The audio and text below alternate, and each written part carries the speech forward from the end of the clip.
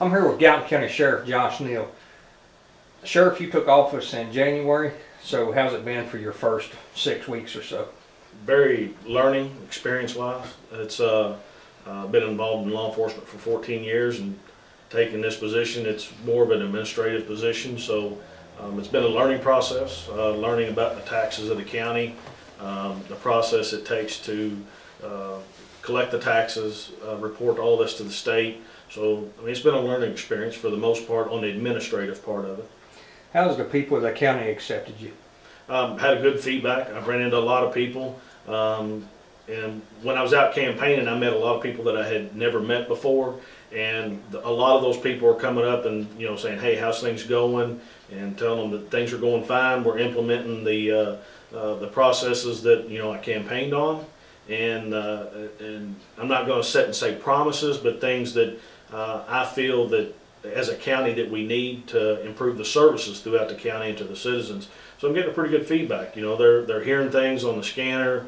They're telling me they're hearing good things on the street. So as long as we're doing what it takes to make the citizens happy and give them services, that's what we're doing. I've noticed in the Gallatin County news you see a lot more warrants served and things. How are you all clearing out your backlog, and how is that coming? Yes, our warrants, of course, we have a lot of people transit through the interstate, Belterra, the Kentucky Speedway, that in the past years they come through, rather they get stopped for a traffic offense and they may be from another state. They'll come in, they forget about their court dates, or if it's some of the local people, same way, they fail to appear. But yeah, we've gone back and we're trying to keep up on those, because when they come out, when they get issued through the court, we try to make that a priority to get on top of those, so they're not sitting in a file. And then, you know, much rather somebody take care of it now than to wait until they're at work or, you know, at home with their family. Let's try to, you know, stay on top of it by getting the situation resolved as soon as possible. And sometimes it's a very innocent mistake that somebody just forgets about a court date. And we've made a lot of phone calls that way. A lot of the warrants that we serve, the fact is we pick up the phone and call them and say, hey, you forgot about your court date, you missed it. And a lot of them will come in to us and say, hey, I want to get this resolved. You know, I don't want to lose my job. And when they come in, you know, of course, when they come in, we have to serve the warrant on them. And then if we do it on a court day, then we take them right in front of the judge and they get it resolved right then. So for the most part, through the month of January, there was 51 arrests that were made. 19 of those were warrants. 4 of them were methamphetamine related. 15 were DUIs. 9 of them were AIs. And the other 4 charges that make up that 51 are things like reckless driving, no license, and things like that. So, but out of the month, 19 of the warrants, of the 51 arrests were warrants. How's your DUI convictions been in Gallatin County? I've not seen I don't know the past numbers, and I've not gotten any data from the month of January yet. But I was talking with the county attorney's bike ride about the situations, and he's looking to improve as long as everybody else is. I told him one thing in the future that we would like to do is we would like to sit down and make sure that we're all on the same page on what he expects from the law enforcement end of it, and then again what we expect on the county attorney's end of it. So it's a combination that, you know, we all have to work together.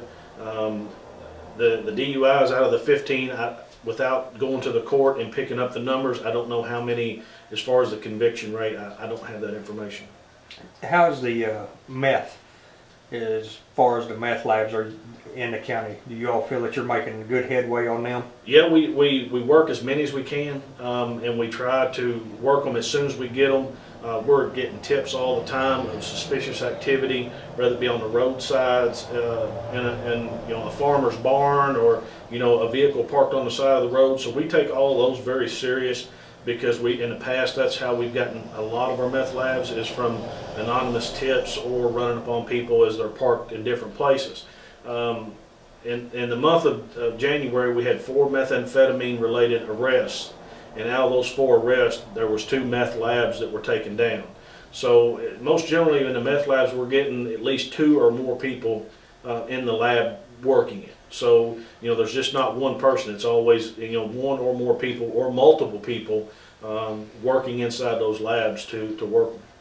One of the, during your campaign, Sheriff, one of the things you talked about was reducing cost to the Sheriff's Department and putting on 24 hours coverage for the citizens of Gallatin County. Some people feel that there is not 24 hours coverage. Would you like to explain that to them? Yes, when I took office, we had 2 positions that were left unfilled. Before I found out about those positions, I hired one gentleman who worked for the city of Warsaw by the name of Officer Jeff Masick. He left and went to another state for a while, and then subsequently moved back. I picked him up as an officer already trained. That's an expense I don't have to put somebody through the academy at. And by bringing him on, it allowed me to, the first month of January, I brought him in and basically gave him a refresher course of the county, allowed him to go out with the other deputies right around, get reacclimated to the county, the area, and basically showed him the process of serving papers. And so I got him trained back to the county. Then we put together a schedule that does reflect 24-hour coverage. I've also heard some people say, well, I hear people, you know, that your guy's not on the radio. I don't hear them calling on the radio sometimes. We don't put everything on the radio. For the simple fact is when people say, I didn't hear your officer call out of a morning or go home of a night, you know, there's no law that says I have to. And sometimes it's the element of surprise more than it is anything. So yeah, there's going to be some of us that do get on the radio, and some of them don't, because but the fact is if they want to know, you know, all they got to do is call our dispatch and ask to speak with a police officer, and I promise you they're going to get a police officer. Did I know the county sent out the thing to the fire departments and for a 10% reduction. Did the sheriff's office get one? Yes, we did. And what we're doing to reduce, one of the first things I did was I contacted the Insight Communications, because currently we were with Cincinnati Bell, who for years has offered us, had a great service for us. But for what we were paying in long distance costs, was somewhere upwards around $250 to $300 is what we was paying for long distance. We've reduced that down to $150 a month through Insight, because they're only charging us $70 per phone line, and then we have a long distance minutes through them. So we don't make a lot of long distance phone calls, but when we do, you know, we don't go over that minute. So we were paying for a lot of services that we never use. So Insight allows us to cut down. I'm in the process of working with Verizon Wireless. Our current wireless package is through Sprint Nextel. And I have been in contact with Verizon to talk to them, and they have sent me a quote, and now I'm in the process of looking at coverage wise. You know, Verizon is going to save us a little money, but then again also I'm looking at the coverage too.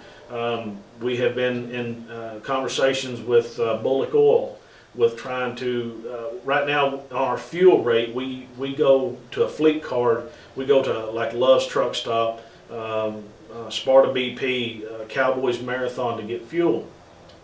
When we do that, the fleet card allows us, works like a credit card, and we get fuel. And we've been in contact with Bullock Oil to try to possibly put fuel tanks back here behind our office and put a card reader system in to where we have a fuel pump that's there just like your regular gas pump, and you have your own identification card. Personally, after looking at the numbers, I think we can save the taxpayers and our department a lot of money, because I can cut 8 to 9 cents a gallon right off the top by buying it in a bulk rate. We're in the process of figuring out what it is. It takes $10,000 to get that system up and going. So I'm trying to figure out a way to do that so we're not hitting with such a big hard cost. I have talked with Judge McFarland in reference to this about trying to get everybody on board with it, so not just one agency like myself has to supply the $10,000 cost for the holding tank and the fuel pump and the computer system. Sheriff, I appreciate you interviewing with us. I told you before I'd sit down with you sometimes once you got in a little bit. Is there anything you'd like to say to the citizens of the county? I want to thank them for electing me to do this position, and basically my outtake on this is that I want to represent Gallatin County's law enforcement needs. The upcoming events that we're going to have with the Kentucky Speedway and things, I want the citizens to feel confident that they can rely on the Sheriff's Department to take care of their law enforcement needs. We're in the process of sending some of our guys through some special training in the months to come to try to get them, certified in things like burglaries, which, we work burglaries, but I want to make sure we have people that are certified in stuff like fingerprints, evidence collection, and things like that, because those things are what help us solve cases. We have recently gotten online with a company called Leads Online, where we can check maybe stolen property that has been checked into certain locations throughout the state of Kentucky and Ohio. We subscribe to that. It's rather a good resource to have. We have recently gotten online with a lot of the scrap metal yards, because we're having a problem with the scrap metal and copper being taken from houses and stuff. So gotten on board with them. I get daily emails from them through everybody in the county that buys things or sells things there. So we've solved a lot of cases. I'm up to 4 cases already that I've solved. So when we get reports, we go check these resource sites and we start putting our cases together. Would you like to explain to people, some people's asked us if we know what was going on with it, which we did with the SO1 going to 101 and the state has a computer system called KY Ops. It's a Kentucky operational system. All of our paperwork that we do now, whether it be accident reports, case reports, domestic related JC3 reports, citations, all that stuff is done through a state database system called KY Ops.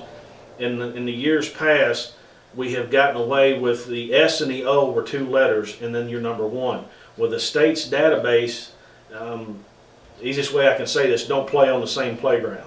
So our computer system and theirs with the S and the O wasn't getting along, and it was causing some problems. Because when we would transmit stuff to Frankfurt through the internet, it would get lost between here and there because it was hitting on the S and the O, and there are so many other agencies in Kentucky that use that. They're trying to get them away from that. So we decided February the 1st to go with a 3-digit number because, because our ORI number is designed for Gallatin County, but there are so many other agencies with the S and the O that it would, like if I pulled up a report, I may pull up a report from somebody in, say, Nelson County or somewhere down in southern or eastern Kentucky that use the same numbers because that's what it hits on. So now that it hits on Gallatin County's ORI number, it is a 3-digit number that is specifically for this agency. Well, Sheriff, I know you're busy, and I really appreciate you taking the time to interview with us. We'll check back with you later on this year, and appreciate the time.